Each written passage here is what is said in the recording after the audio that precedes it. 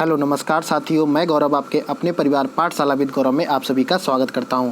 तो आज है 17 जून 2021 और 17 जून 2021 के जितने भी करंट अफेयर के इम्पोर्टेंट प्रश्न बनते हैं उन सभी प्रश्नों को हम लोग डिस्कस करेंगे इस सेशन में।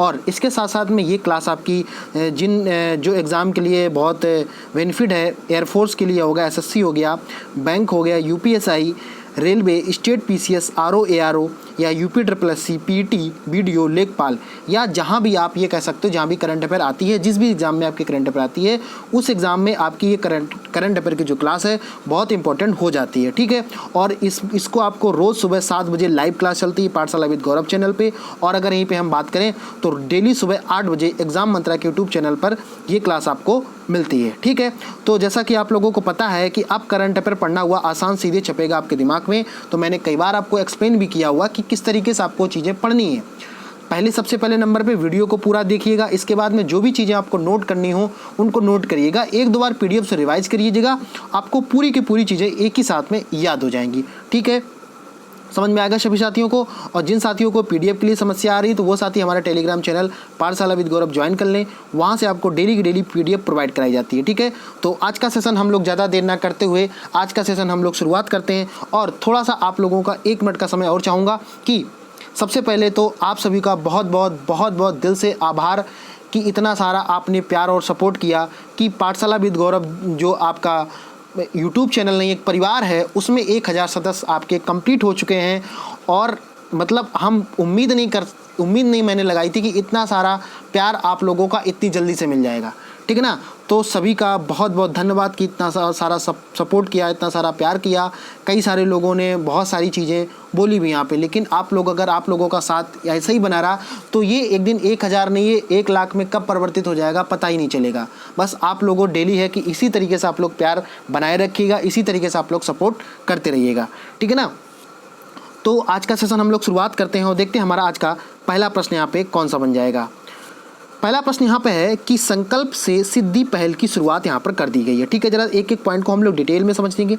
यहाँ पर बात हो रही है सिद्धि पहल की जो शुरुआत की गई है, समझ रही हैं यहाँ पर बात किसी हो रही है सिद्धि पहल की जो शुरुआत की गई है ये क्यों की गई है, आखिर इसका मतलब क्या है, एक एक पॉइंट को हम लोग डिटेल में समझेंगे। ठीक है, जितने भी साथी सबसे पहले नंबर पे लाइव क्लास को देख रहे हैं, सबसे पहले नंबर पे आप 1 मिनट के लिए सबसे पहले नंबर पे क्या करें कि सेशन को शेयर कर दें, जितना हो सके अपने दोस्तों के, फ्रेंडों के, रिश्तेदारों के पास में या व्हाट्सएप, यूट्यूब के जहाँ भी आपको शेयर करने का मन करे वहाँ पे आप लोग शेयर करिएगा सबसे पहले नंबर पर। ठीक है ना, ताकि जब ज़्यादा लोग लाइव क्लास में रहते हैं तो थोड़ा अच्छा लगता है, हमें भी अच्छा लगता है पढ़ाने में और आपको पढ़ने में थोड़ा सा अच्छा लगता है। ठीक है, तो हम लोग बात कर लेते हैं कि संकल्प से सिद्धि जो पहल की शुरुआत की गई है ये किसने की है, क्यों की गई है और कहाँ पर की गई, एक एक पॉइंट को हम लोग डिटेल में समझेंगे। अब प्रश्न आपसे ऐसे पूछा जाएगा, अभी हाल ही में संकल्प से सिद्धि पहल की शुरुआत आखिर किसने की है, तो आप सभी का यहाँ पर उत्तर क्या आ जाएगा, अर्जुन मुंडा यहाँ पे उत्तर आ जाएगा। अब देखो यहाँ पर बात हुई है अर्जुन मुंडा की, तो ये जो फोटो में आपको नजर आ रहा है ये कौन है, अर्जुन मुंडा है। यहीं पर अगर हम बात करते हैं ये क्या है, मंत्री हैं, और मंत्री की बात यहाँ पे आ जाती है, जनजाति मामलों के क्या है, ये मंत्री हैं। अब जनजाति का मतलब जो ट्राइब होते हैं, ट्राइब की यहाँ पे बात की जा रही है, समझ में आ गया। संकल्प से सिद्धि पहल की जो शुरुआत करने वाले मंत्री हैं उन मंत्री का नाम क्या है, अर्जुन मुंडा है। अगर ये पूछा जाए अर्जुन मुंडा किसके मंत्री हैं, कौन से मंत्री हैं, तो आप सभी का उत्तर क्या आ जाएगा, जनजाति मामलों के ये मंत्री हैं। अगर यहीं पे बात करते हैं तो यहाँ पर आपको एक चीज़ और रखनी है, 15 जून 2021 को आदिवासी आजीविका पहल को लेते हुए इन्होंने क्या किया है, आजीविका पहल को संकल्प से सिद्धि मिशन धन की शुरुआत यहाँ पे, संकल्प से सिद्धि मिशन वन धन की यहाँ पे इन्होंने क्या करी है, शुरुआत की है। ठीक है, समझ में आ गया सभी साथियों को, तो ये पॉइंट आपको याद रखना है, आपसे इस तरीके से पूछा जाएगा। अब जरा इसका हम नेक्स्ट पॉइंट हम लोग डिस्कस कर लेते हैं। आभासी रूप से जगदलपुर, रांची, जमशेदपुर और सारनाथ में 7 नए ट्राइब्स इंडिया आउटलेट का भी उद्घाटन किया गया है। तो आपसे इस तरीके से ये भी मोस्ट इंपॉर्टेंट प्रश्न है, कहाँ कहाँ किया गया है, जगदलपुर में किया गया, रांची में किया गया, जमशेदपुर में, सारनाथ में 7 नए ट्राइब्स इंडिया आउटलेट का भी यहाँ पर क्या किया गया है सॉरी ट्राइब्स इंडिया आउटलेट का भी यहाँ पर उद्घाटन किया गया है। समझ में आ गया। इसी के साथ नेक्स्ट पॉइंट हम लोग बात कर लेते हैं। इस कार्यक्रम के दौरान समृद्ध सांस्कृतिक आदिवासी विरासत को प्रदर्शित करने वाली tribes India coffee table book का भी अनावरण किया गया। अब देखो यहाँ पे क्या हो जाएगा, 2 से प्रश्न यहाँ पे निकल गए। Tribes India coffee table book का भी यहाँ पे अनावरण किया गया है। समझ में आ गया। तो आपसे कुछ इस तरीके से प्रश्न देखो 3 से 4 प्रश्न निकल के आ जाएंगे। पहला प्रश्न तो आपसे पूछा जाएगा, अभी हाल ही पे संकल्प से सिद्धि पहल की शुरुआत कौन से मंत्री ने की? तो उत्तर क्या हो जाएगा, अर्जुन मुंडा ने। अगर पूछ लेता अर्जुन मुंडा वर्तमान में कौन से मंत्री, तो जनजाति मंत्री हो जाएंगे। और इसके ट्राइब इंडिया आउटलेट का भी उद्घाटन किया गया। तो कितने कहाँ पे किया? 7 नए ट्राइब्स इंडिया के जगह यहाँ पे किया गया। इसी के साथ यहाँ पे tribes India coffee table book का भी अनावरण किया गया। तो ये किसने किया है? ये जनजाति जो मंत्री हैं आपके अर्जुन मुंडा, इन्होंने यहाँ पे किया हुआ। ठीक है, ये चीज़ समझ में आ गई होगी। तो पहला प्रश्न आपको पूरी तरीके से पूरी के पूरी एक एक क्वेश्चन आपको समझ में आ गया होगा। ठीक, नेक्स्ट प्रश्न की तरफ हम लोग बढ़ते हैं। नेक्स्ट प्रश्न की तरफ बढ़ने से पहले आप लोग डेली के डेली क्या करिए, सबसे पहले नंबर से उठने के बाद आप जब सो के उठते हैं तो अपना डेली का डेली एक टारगेट डिसाइड करिए और उस टारगेट को अचीव करने के लिए पूरा दिन लगा दीजिए, पूरी ताकत लगा दीजिए अचीव करने के लिए। जो भी आप टाइम टेबल बनाते हैं उस टाइम टेबल के हिसाब से आपको अकॉर्डिंग से डेली की डेली पढ़ना है। अगर आप इसी तरीके से 2 से 3 महीने लगातार पढ़ते रहे तो आपको खुद इम्प्रूव पता चलेगा, खुद इम्प्रूव समझ में आने लगेगा। ठीक है ना, समझ में आ गया यहाँ तक। तो इस तरीके से आपको करना है और पूरा का पूरा अच्छे तरीके से आपको नोट्स बनाने हैं। डेली को आप करंट अफेयर की क्लास लेनी है और डेली के डेली आपको पढ़ना है अच्छे तरीके से। जो भी सपना आपने देखा है उस सपने को केवल और केवल आप ही पूरा कर सकते हो। बस ये सोचना है सोने से पहले कि जो सपना मैंने देखा उस सपने को पूरा करने के लिए मैं कितना उसमें टाइम दे पा रहा हूँ। ठीक है ना, मैं कितनी दूर, अब मैं कौन सी चीज़ को ज़्यादा अहमियत दे रहा हूँ, कौन से काम को कम अहमियत दे रहा हूँ। आपके सबसे स्टूडेंट लाइफ की सबसे बड़ी अहमियत होती आपकी केवल और केवल स्टडी। ठीक है ना, समझ में आ गया।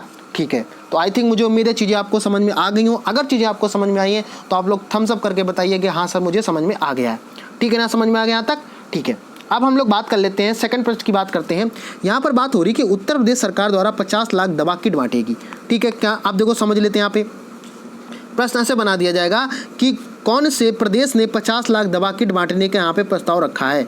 बात समझ में आएगा। प्रश्न कैसे पहुंचा जाएगा, अभी हाल ही में कौन से प्रदेश 50 लाख दवा किट बांटेगी। तो आप सभी का उत्तर यहाँ पे क्या आ जाएगा, उत्तर प्रदेश यहाँ पे सरकार के द्वारा ये बांटा जा रहा है। या ऐसे पूछ सकता है उत्तर प्रदेश में अभी हाल ही में कितने लाख दवा किट बांटेगी। यह प्रश्न ऐसे भी बना सकता है। प्रश्न का पूछने का तरीका कोई भी हो सकता है। तो ये प्रश्न आपको आना चाहिए।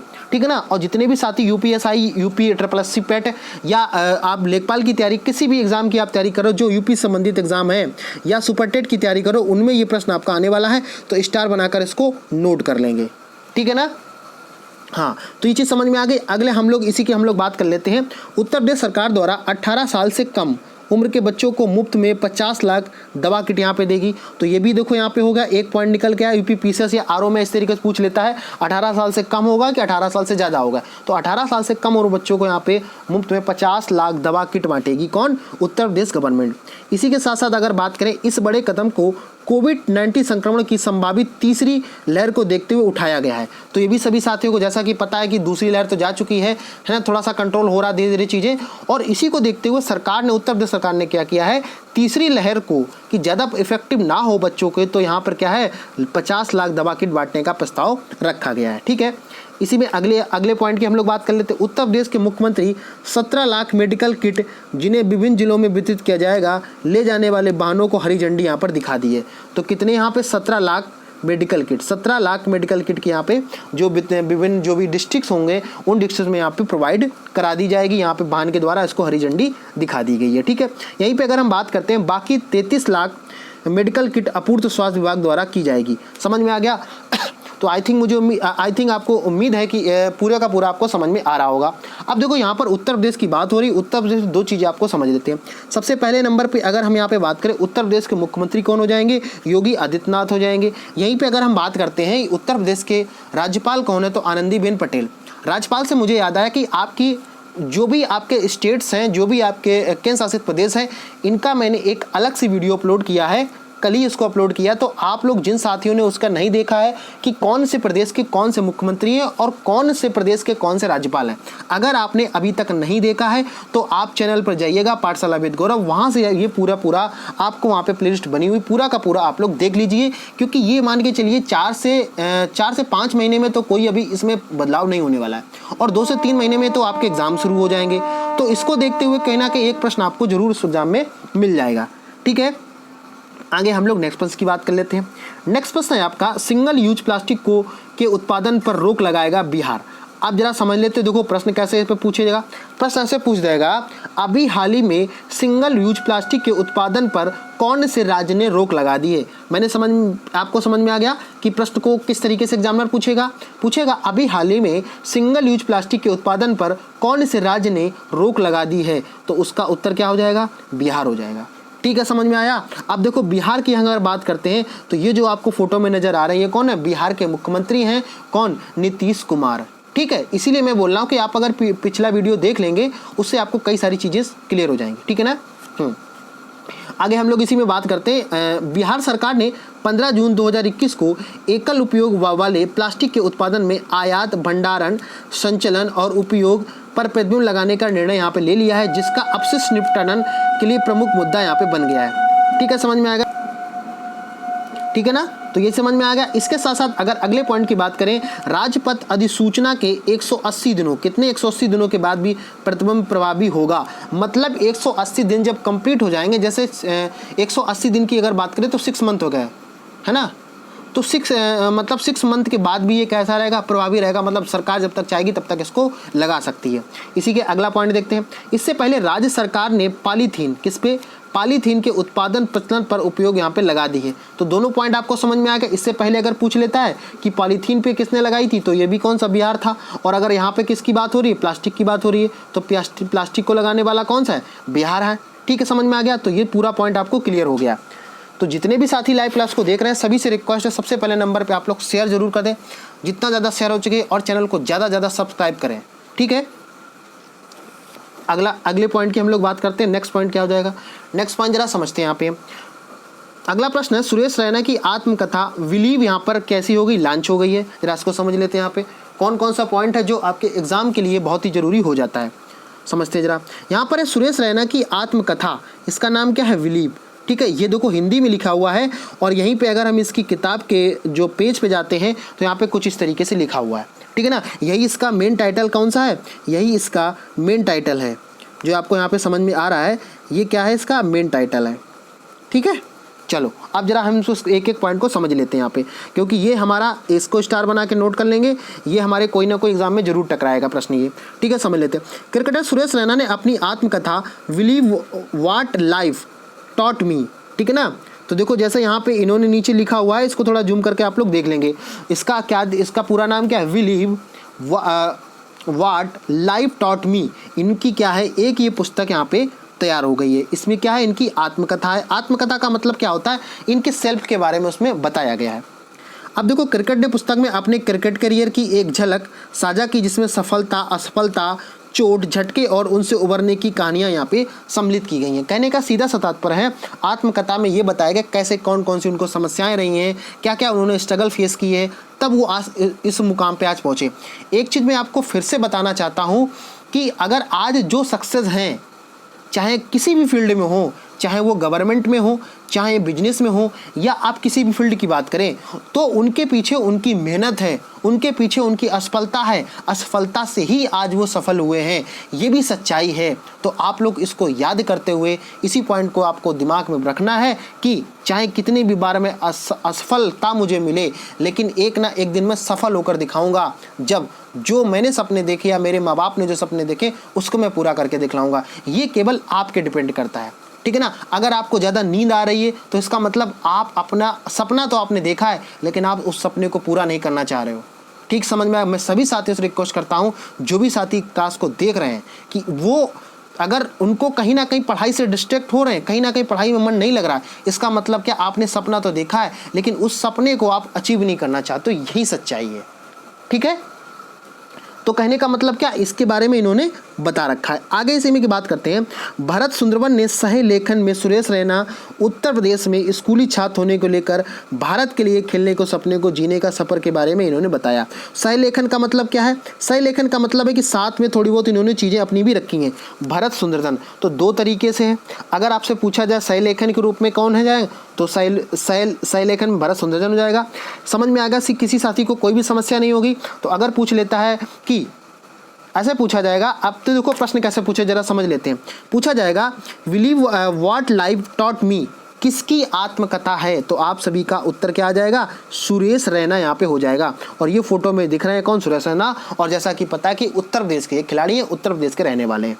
ठीक है, नेक्स्ट पंच की हम लोग बात कर लेते हैं। नेक्स्ट पंच क्या है? लॉन्च किया जाएगा विश्व का पहला लकड़ी का उपग्रह। इसको आप लोग स्टार बनाकर नोट कर लीजिएगा। मैंने क्या बताया, मैं उन 10 प्रश्नों को लेकर आता हूं जो आपके एग्जाम में कहीं ना कहीं को जरूर देखने को मिलेंगे। ठीक है ना, मैं फालतू का प्रश्न लेके नहीं आता हूं कि आपको कई सारे ले आऊं, वो मेरा दिमाग में नहीं, मेरे दिमाग में रहता कि आपका किसी प्रकार से आपको सफलता दिलवाना। समझ लेते जरा, लॉन्च किया जाएगा विश्व का पहला लकड़ी उपग्रह। समझ में आएगा सभी साथियों को?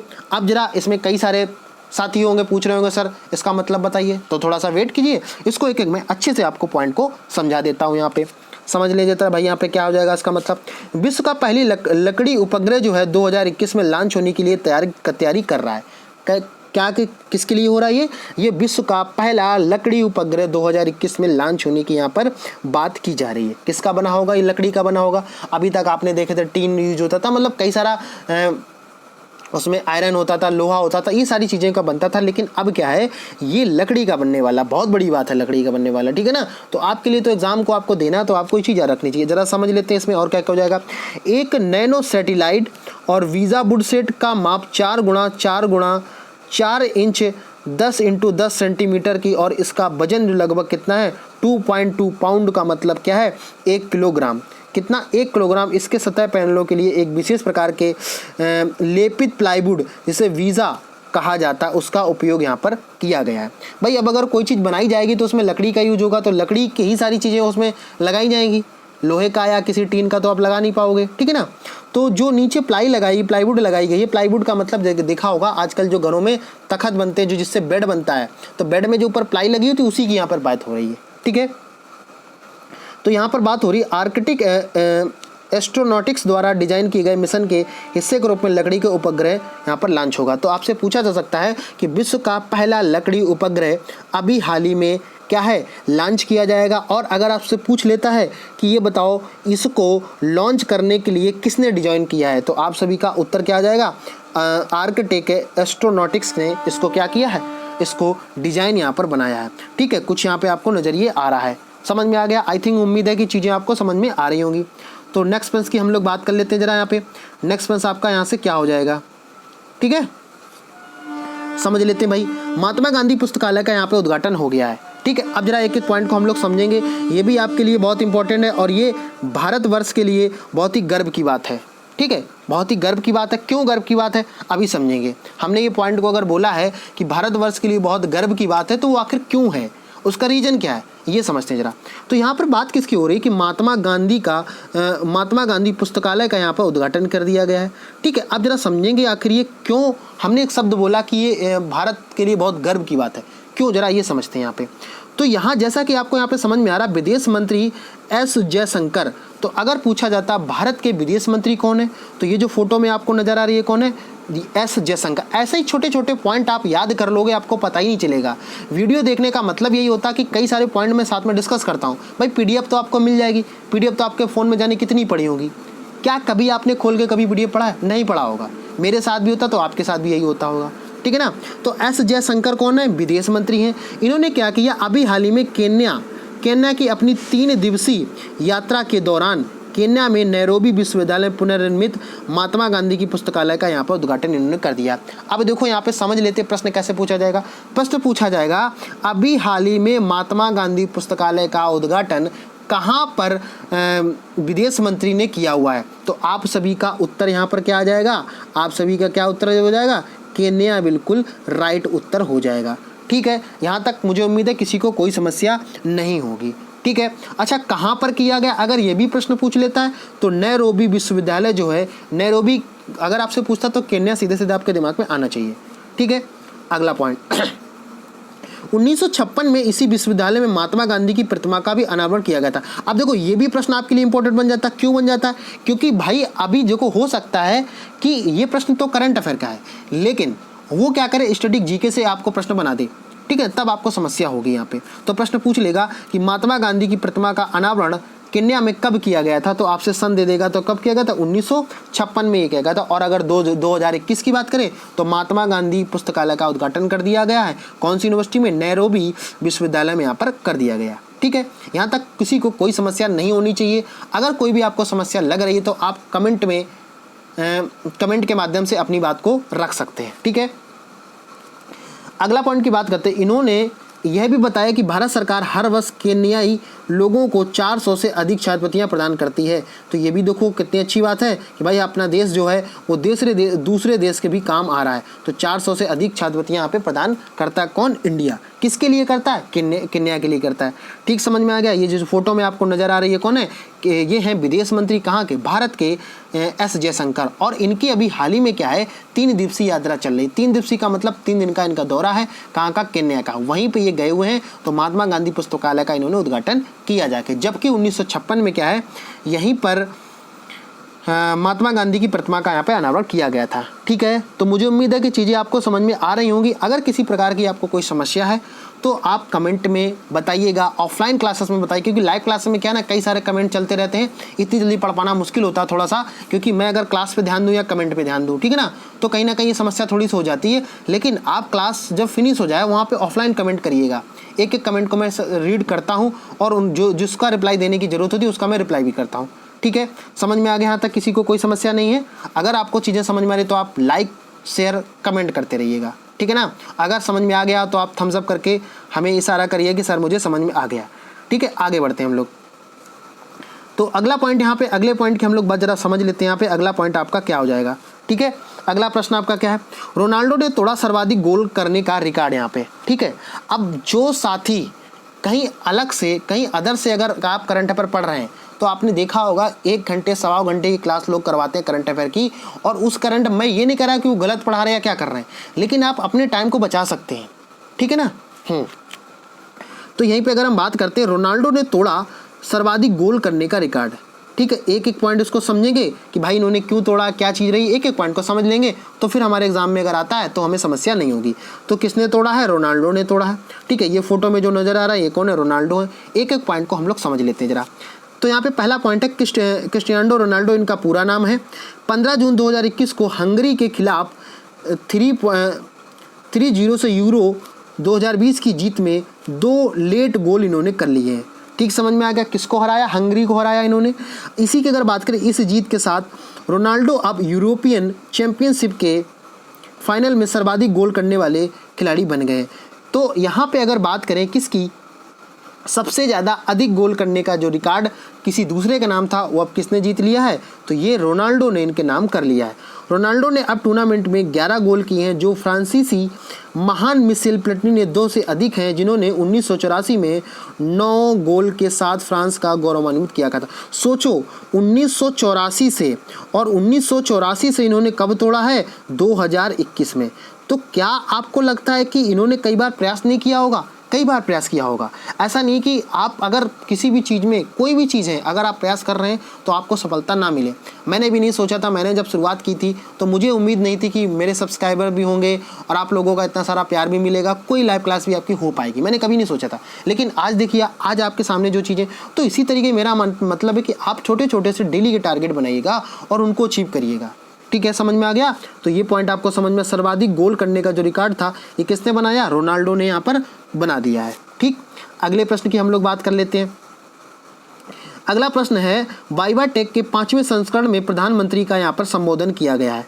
ठीक है, क्या है जरा इसको हम लोग समझ लेते हैं यहाँ पे। तो देखो समझते हैं यहाँ पे इनका अगला पॉइंट क्या है। अगले प्रश्न की हम लोग बात करते हैं। सबसे पहले नंबर पे तो आपको समझना है कि वाइवा टेक के 5वें संस्करण के रूप में यहाँ पर प्रधानमंत्री का संबोधन यहाँ पर हुआ है। ठीक है, और इनको तो आप लोग अच्छे से पहचानते ही होंगे और जानते होंगे। ठीक, समझ में आ गया? चलो समझ लेते हैं यहाँ पर। तो यहाँ पर आपको प्रश्न कैसे पूछा जाएगा, अभी हाल ही में प्रधानमंत्री ने वाइवा टेक का कौन से संस्करण का संबोधन किया है? तो आप सभी का उत्तर क्या हो जाएगा? 5वें संस्करण का इन्होंने क्या किया, संबोधन किया हुआ है। ठीक है ना, बोलो किसी को यहाँ तक कोई समस्या नहीं है ना। मेरा मतलब है कि मैं चाहूँ तो इसको MCQs में करवा दूँ, लेकिन उससे आपका कोई बेनिफिट होने वाला नहीं, क्योंकि आपको सीधा सीधा वहाँ पर प्रश्न पका पकाए मिल जाएगा और उसको खा तो लोगे, लेकिन एग्जाम में आप नहीं कर पाओगे। यहाँ से जब थ्योरी से आप पढ़ के जाओगे तो आपको कोई भी समस्या नहीं होगी। ठीक है, अब पॉइंट वाइज समझ लेते हैं। यहाँ पे प्रधानमंत्री नरेंद्र मोदी ने 16 जून 2021 को वाइवा टेक के 5वें संस्करण में मुख्य भाषण यहाँ पर दिया हुआ है। ठीक, समझ में आ गया। वाइवा टेक यूरोप में सबसे बड़े डिजिटल और स्टार्टअप समारोह में से एक है। ठीक है, इसी की अगर बात करें वाइवा टेक 2016, ये पॉइंट इंपॉर्टेंट है, इसको नोट कर लेंगे। वाइवा टेक ने 2016 से हर साल कहाँ पर आयोजित होता है, पेरिस में आयोजित किया जाता है। इसी की अगर हम बात करें, यह पब्लिसिस ग्रुप एक विज्ञापन और विपणन समूह पर लेस इसकोस ये प्रमुख फ्रांसीसी मीडिया समूह द्वारा संयुक्त रूप से आयोजित किया जाता है। तो कहने का सीधा सा तात्पर्य क्या है, आपसे प्रश्न पूछा जाएगा अभी हाल ही में वाइवा टेक के 5वें संस्करण का प्रधानमंत्री ने संबोधन किया है, वो कहाँ पर किया है, तो आप सभी का उत्तर क्या आ जाएगा, पेरिस आ जाएगा। ठीक है, मैंने क्या बताया कि आप खुद से प्रश्न बना लिया करो तुरंत से तुरंत। ठीक है, साथ में कमेंट भी आप लोग करते रहिए, अच्छा लगता है कि आप साथ में कमेंट भी करते हैं। ठीक, बोले यहाँ तक समझ में आ गया। तो वाइवा टेक के 5वें संस्करण का किसने संबोधन किया, प्रधानमंत्री मोदी ने किया है। अगर पूछ लेता है संपन्न कहाँ पे हुआ, तो 2016 से ये लगातार कहाँ पर इसका आयोजन किया जाता है, तो ये किया जाता है हर साल पेरिस में। ठीक, किसी को कोई समस्या यहाँ तक नहीं होनी चाहिए कि आपको किसी प्रकार की कोई समस्या यहाँ पर हो रही है। ठीक है, अगले प्रश्न की हम लोग बात कर लेते हैं। ठीक है, अगला प्रश्न जरा समझ लेते हैं। यहाँ पे अगले प्रश्न की यहाँ पर बात हो रही है, अर्जुन कुमार शिकायत बोर्ड के अध्यक्ष यहाँ पे बना दिए गए हैं। ठीक है, ये भी प्रश्न आपका इंपॉर्टेंट है। हाँ, नियुक्ति के आधार पर ये प्रश्न इंपॉर्टेंट है, कोई ना कोई एग्जाम में आपको जरूर देखने को मिलेगा। जरा समझ लेते हैं। यहाँ पर बात हो रही है शिकायत बोर्ड के अध्यक्ष। आप सबसे पहले नंबर पर जान लेते भाई शिकायत बोर्ड का मतलब क्या होता है। जैसे अगर हम यहाँ पर बात करें कि जैसे एक आपका स्कूल में हो गया या कॉलेज में होगा, शिकायत पत्रिका पड़ी होती, शिकायत पट्टिका पड़ी होती, शिकायत वाला एक बॉक्स अलग से बना दिया जाता है, उसकी देखरेख के लिए किसी को एक अपॉइंटमेंट कर। इसी तरीके से क्या है, शिकायत बोर्ड के एक ये बोर्ड है, बोर्ड का एक आयोग है, और ये अध्यक्ष उसके बना दिए गए कौन, अर्जुन कुमार। ठीक है, जरा समझ लेते हैं इनको शॉर्ट में। अर्जुन कुमार को पहले नंबर पे समझ लेते हैं, इनको शॉर्ट में क्या बोलते हैं, क्या बोलते हैं, सिकरी बोलते हैं। क्या बोलते हैं, सिकरी बोलते हैं। तो ये भी सभी साथी यहाँ पर नोट कर लेंगे, इनका शॉर्ट फॉर्म जो बोलते हैं सिकरी के नाम से इनको जानते हैं। ठीक है, बोलो यहाँ तक किसी को समस्या कोई नहीं होनी चाहिए।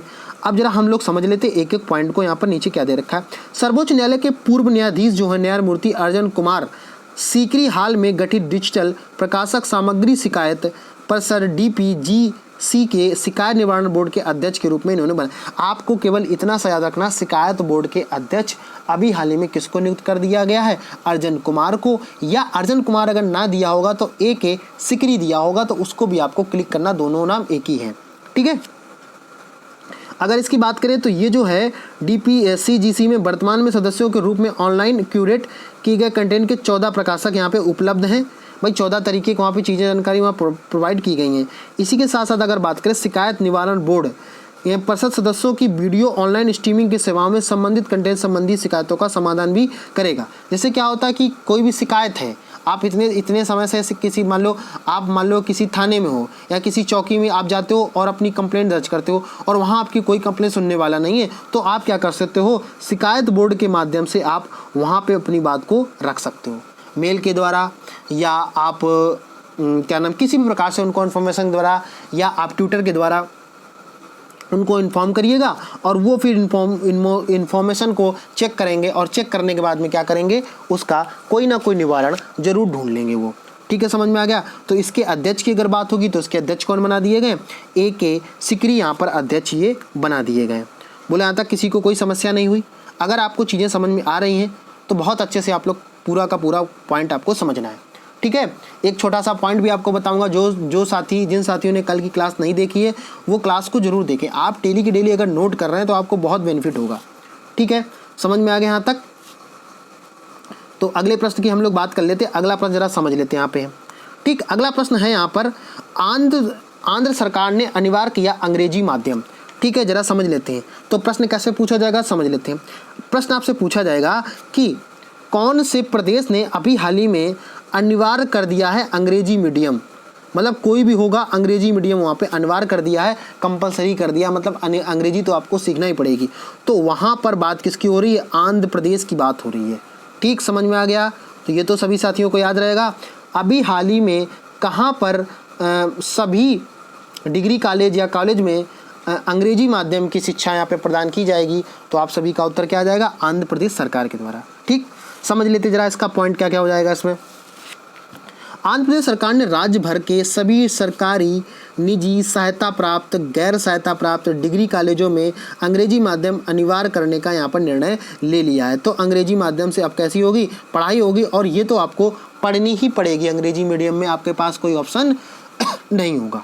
ठीक है, और अगर इसकी बात करें, यह निर्णय शैक्षिक 2021 और 22 से लागू हो जाएगा। मतलब इस वर्ष जब से जुलाई से नया सेशन स्टार्ट होगा तो से ये क्या हो जाएगा? लागू हो जाएगा। ठीक है, इसी की अगर हम बात करें 2019 की इंडिया स्किल्स रिपोर्ट के निष्कर्षों के अनुसार अधिगम चपलता और अनुकूलन क्षमता सहित अंग्रेजी शीर्ष 3 कौशलों में शामिल है। तो कहने का मतलब क्या है? देखो, होता क्या है कि हिंदी में आपको बहुत सारा पढ़ना होता है, बहुत सारे इतने टफ वर्ड होते हैं, तो वो कहीं ना कहीं आपको समझ में नहीं आते हैं अगर आप हिंदी से टच नहीं किए हो। लेकिन इंग्लिश एक ऐसा सब्जेक्ट है, आप कहीं भी जाते हो, किसी भी प्रदेश में चले जाते हो, इंग्लिश तो कंपलसरी है, और इंग्लिश जो है ज़्यादातर लोगों को समझ में आती है। जैसे आप साउथ की तरफ चले जाएंगे तो यहाँ भी कई सारी कंडीशनें हो जाती हैं ना, या आप दूसरे कंट्री में जाते हैं तो वहाँ भी इंग्लिश आपका फ़ायदा करेगा।